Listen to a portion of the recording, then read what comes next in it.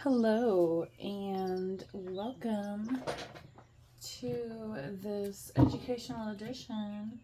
I found this, you guys know I do attend festivals from time to time. This I happened to pick up in Ohio where they have medical cannabis available, and I believe they were starting to make it recreationally available too.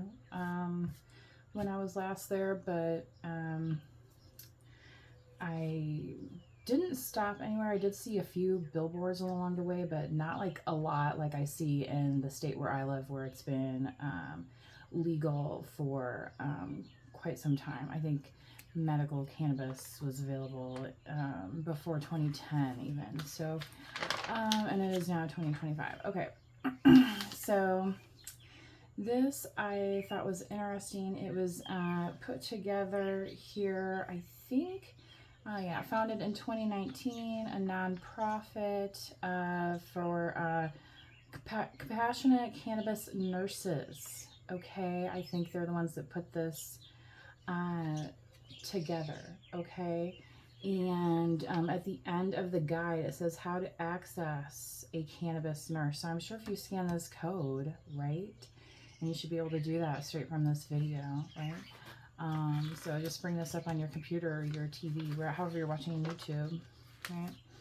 And here it has a nice diagram of the body, and it talks about the endocannabinoid system in your body, okay? Where we have natural receptors throughout our body, all right? And those of us that use THC both medically and recreationally can receive some benefits to those receptors, right? Okay. And it gets into some really technical and scientific chemical breakdown stuff here. I'm not going to go into that. If you want to do some of that research, you can. But here it's explaining that, the receptors in your body, those neurons, are connecting and getting that, cannabinoid moving through your body, okay? So here it says there's been over 150 phytocannabinoids identified within the cannabis sativa plant, okay, classification. These cannabinoids either fit into the endocannabinoid receptors, the receptors I was just talking about, okay, all over your body, right? Or modulate the receptor's activity, okay? That's an interesting way to put that. So here it goes through the different molecules, and if you do use cannabis products, especially those that come from a dispensary, you will often see on the back labeled THC, THCA. You might see CBD labeled. CBG is a very popular one. CBN. THCV, I think I have seen. It says Delta 9, so that could be, which I believe Delta 9 products are, legal in more states than full cannabis products because they are considered to be non-psychoactive, okay, but are good for pain relief and things like that. Yeah, it even says here non-euphoric, okay, in this THCA. Okay, so when you're looking at the labels, the breakdowns may be very important to you for whatever you are using it for.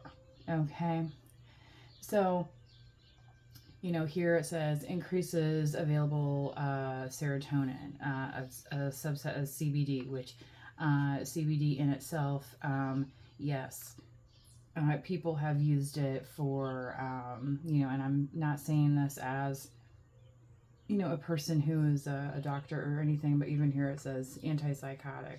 You could say antidepressive, anti-anxiety type things, okay? Then they have this wonderful terpenes chart here. Okay, this is pretty amazing. And every single one of these terpenes that are described come from products that are natural to our world that you can grow, say like in a garden or procure probably at a market or grocery near you, okay?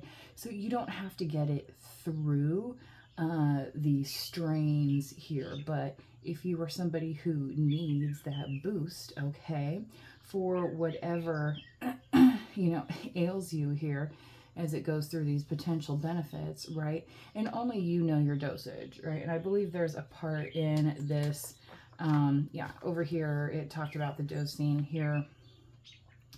And I have taken notes on dosing as well, especially when I was first starting to use cannabis to treat my anxiety, because I was using CBD products at the same time, and had been for a while, but it wasn't quite everything that I needed at the time, okay? Then here you have a list of delivery methods, okay, all the way from suppositories to transdermal patches, to your what most people understand of cannabis or marijuana is to smoke it in a flower form, the green stuff, okay? Here it says disadvantage, smoking is not discreet. And not only that, like you might live in a place where, open burning is discouraged because of the climate. So, the delivery methods all, vary here. You can see the onset, 1 to 15 minutes. That's one of the benefits of smoking or vaporizing, is the effect is very sudden on effect, right? Versus edibles, which could take, up to 2 hours, depending on your metabolism, okay? And I will just note that, sometimes certain folks, they say, well, I didn't feel anything. Okay. Well, this is, you have to go for your own dose. Okay. In Ohio, they recently just doubled the allowable amount. Okay. For, I can't remember if it was for both rec and medical, or however it was. I'm not a resident of that state, so I can't remember the exact details, but they recently doubled the amount allowable because they recognize that not everyone is the same. Okay. Again, here is going through some of the terpenes and the cannabinoids, okay, and how in conjunction they can be used to help, okay? Anything from, here, wonderful listing ADD, ADHD, who wouldn't want to try that instead of some of these harsh medicines that are so strong, okay? That, it makes Starbucks coffee look like, Destiny's Child, from like way back when, okay? You know what I'm saying? Like, we're like, what? You know what I mean? Like we were kids or something, And, some of these things are very strong on our body, and that's not necessarily what we need. We need something, a little bit more gentle. And I think that is why a lot of people do use cannabis versus other chemical compounds that have been formed in labs, and I'm not saying that they haven't tried to help us overall, in society and things. It's just, it doesn't always work in the same way for everybody. When I was on some anti-anxiety medication, it was really bad on my stomach. I had indigestion constantly. And I thought, well, this is a pretty terrible way to live, but you're supposed to be taking this medicine. So then you're starting to feel worse, and then you don't want to take your medicine, then you feel bad about yourself, and then, oh, the OCD and compulsive thoughts are kicking in, and right? And that's like one way for somebody to spiral, and it's like, well, wait a second, I thought I was doing the right thing here, right? And sometimes our doctors don't want to listen to us, do they? So then we have to go find a different doctor. As if going to the doctor is not exhausting enough, then you have to find a different one, right? So here under therapeutic uses, you can see appetite stimulation is one. So if you are taking certain medications that affect your appetite to the point of, indigestion, wanting to vomit, not being able to keep food down, things like that, cannabis, my experience, will definitely help. Okay. Um, yeah, I also, TBI, but anyway. Luckily, I don't have diabetes, but I do have diabetics in my family. It's funny because people think, oh, well, you get high and stoned, then you're going to get the munchies and eat a bunch of food. Well, um, you know, cannabis has also been researched to be shown to be an appetite suppressant in certain ways as well. So, again, it's kind of like when you take that Tylenol, but like, how does it know which part of my body does it go to? It's because you have all these receptors, right, in your body. These things exist, okay, whether you take Tylenol, whether you smoke pot, okay, these are in your body. So when you're consuming, okay, these terpenes, as we talked about earlier, right, okay, black pepper, anybody? Hello? Hops, does anyone drink a beer? Oh, yeah, lemon, citrus, right? Yeah, I know all you beer guys like to sit around, oh, it has notes of lavender. Yeah, you know what I'm saying, okay? And the wine people, yeah, the citrus and the lemongrass, okay. I get it. It's great, right? Basil, sage for the cooks, okay? So, and down right even to apples, okay? What do they say? An apple a day. Patchouli. Chamomile. Do you like tea? Fennel. Another great spice that people use often in sausage, okay, or Italian cooking, okay. There's so many ways to do this, you guys, without, say, lighting up a joint on your front porch and your neighbors looking at you like, since when did you start smoking? You know what I mean? And if that's not something that you prefer to do, then don't do that. I'm not saying don't try it, right? You might find you enjoy it a little bit, okay? So yeah, have some lemonade, okay? That's here anxiety reducer. So if you have too much, again, pepper. So this is if you feel you're getting a overdose of THC, these are some things to consider here.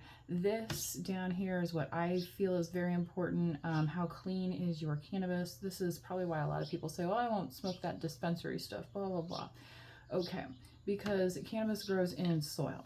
Okay, so, and some people put fertilizers and chemicals, and you have to make sure that it's getting flushed properly of those chemicals, all right, out of the soil when it gets harvested, all right, and picked and dried out and everything. Is it in a nice clean area, or is it, in a dust zone, so yeah. And that's one thing that, regulated cultivators can, you know what I mean? You may have a better chance of being in a clean environment, at least regulated, right? Or used only sparingly. Maybe you want, yours to be certified organic, right? I'm sure there's ways for home producers to get, approved into that process as well. I'm not saying, one way or the other. I'm just saying these are legitimate concerns. Okay. Because you think, oh, I get mine from the dude I know, blah, blah, blah. He, yeah, well, what does it taste like next time? Think about it. It's like, do you want to be smoking something that tastes like lighter, like gasoline from a garage? Do you know what I mean? Like,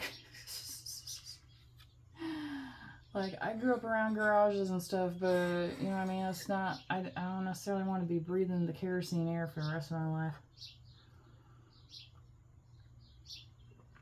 Anyway, yeah, and then on this other side, of course, the same as like drinking and driving, THC can affect, your motor function, okay?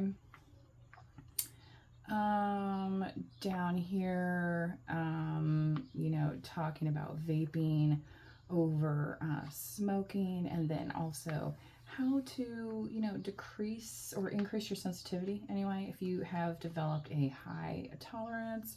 One of my music friends will tell you that I was complaining to him as we were driving all the way to Chicago for this gig, and like every 5 seconds he was smoking. I was like, oh my God, are you not stoned yet? Are you not high yet? Like, are you trying to get me high too? You know, because we're all like packed into this vehicle, and you know, but everybody's tolerance is different, right?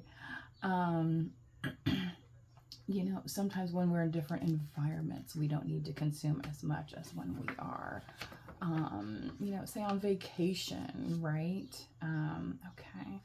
So here is the back cover of this Leaf 411 that I picked up at a festival in Ohio, okay, where cannabis is legal for medical patients, at least as I know for certain as time of this video's making.